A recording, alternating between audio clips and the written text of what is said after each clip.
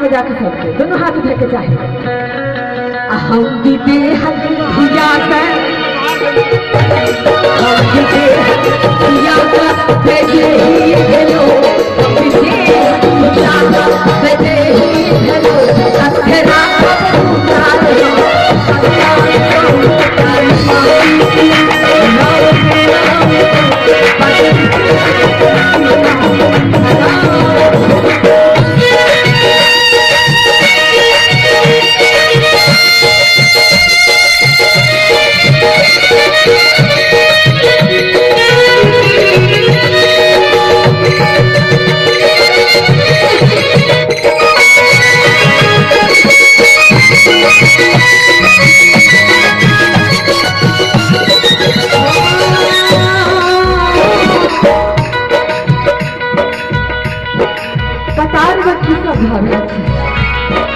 बड़ा दर्द बताने में सागर बहैया चिट्ठियां बताने में सागर बहैया चिट्ठियां जान करिए तेरा सूरज कहिया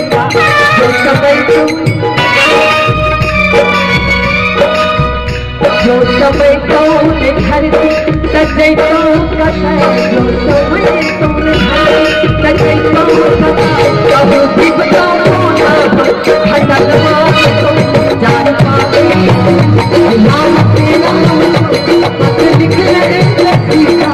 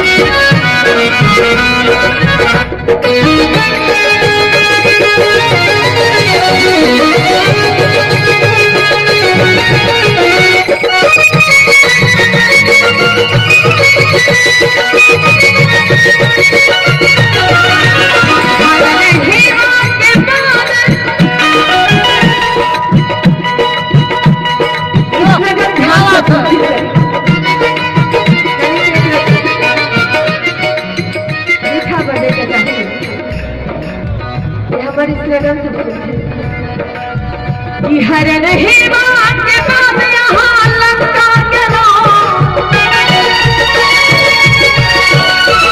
हर रही बात के बाद यहाँ लंका के ये तो सागर के साथ यहाँ विजय कहे अयोध्या में आनी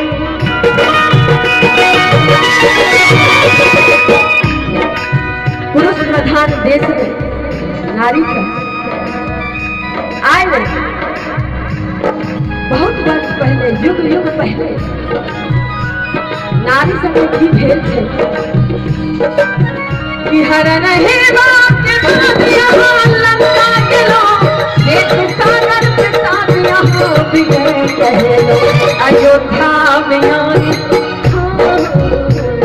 अयोध्या में आनी फिर जंगल बचे लो अयोध्या में आनी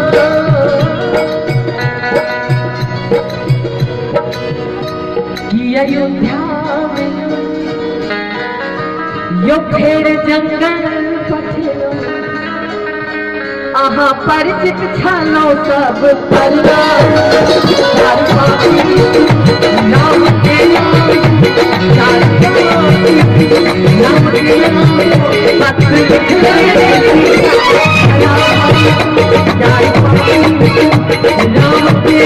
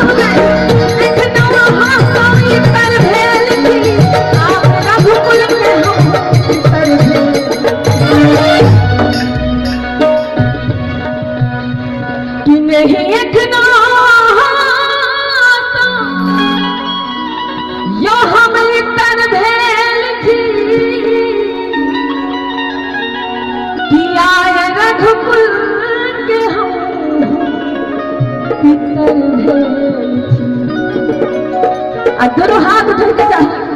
अगर मैं फिर रखने हाथ उठाब अन्यथा उठने की जरूरत नहीं है। और अपने सबसे से हो गया कि धिया ससुरे में धिया ससुरे में बात स्वर्गे में धिया ससुरे में बात स्वर्गे में हमारे